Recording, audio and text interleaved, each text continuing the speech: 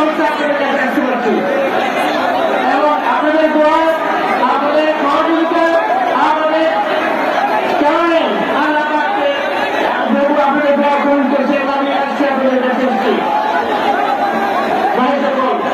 আপনারা জানেন ছাত্র জনতা বিপ্লবের কারণে গণঅভ্যুত্থানের কারণে আজকে আমরা নতুন ভাবে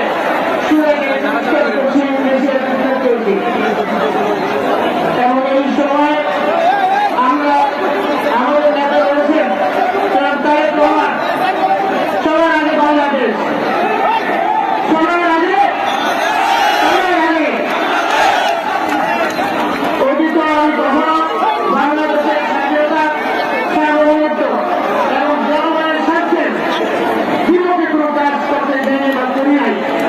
ইনশাআল্লাহ ভবিষ্যতেও আপনারা যারা আল্লাহ যদি রহমত করেন বাংলাদেশের জনগণের স্বার্থ স্বাধীনতা সার্বভৌমত্ব কখনো আমি বিরক্ত নেব না ইনশাআল্লাহ। এই 17 বছরে তাদের লক্ষ্য ছিল একটাই, প্রথমে ছিল গভর্নমেন্ট, তারা চেয়েছিল -2 বাংলা তারা বাস্তবায়ন করার জন্য আমাকে বিভিন্ন রকম মামলা দিয়েছিল, চেয়েছিল যাতে আমাদের কিছু কাজ করে আমাদের নেত্রী তারেক রহমান করবেন।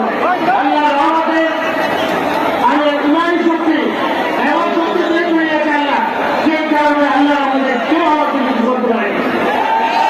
পরবর্তীতে আমাদের সরকার এসছে কেন একই জিনিস বিরুদ্ধে আমার নেতা আমার নেত্রী খালেদা এবং তারেক রহমানের বিরুদ্ধে মিথ্যা সাক্ষী দেওয়ার জন্য আমাদের অনেক প্রস্তুত করেছে,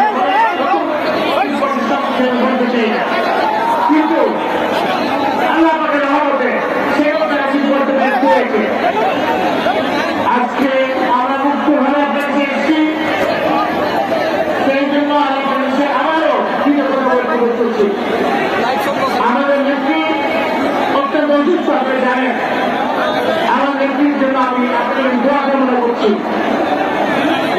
সেই সাথে আমাদের সামনে এখন নির্বাচন আসবে, ডিসেম্বর মাসে নির্বাচন দিবে এবং আমি অন্তর্বর্তীকালীন সরকারকে বলবো যত দ্রুত সম্ভব আপনি একটা নির্বাচনের ব্যবস্থা করুন,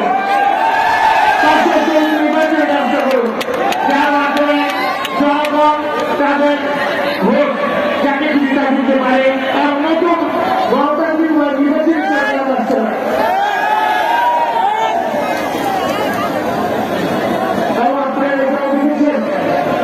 এখন অনেক ষড়যন্ত্র চলছে, সেই ষড়যন্ত্র আপনারা সবাই দেখেন, কারণ আপনারা সবাই চরিত্র আপনারা আমার কোনো ষড়যন্ত্র হয় আমাদেরকে আমার নেতা শক্তিশালী নরেন্দ্র বলেছেন আপনারা প্রস্তুত থাকুন, প্রয়োজনে আমরা করতে পারব। আপনি প্রস্তুত থাকেন আপনাদের জন্য। আমার নেতা তারেক রহমান উনি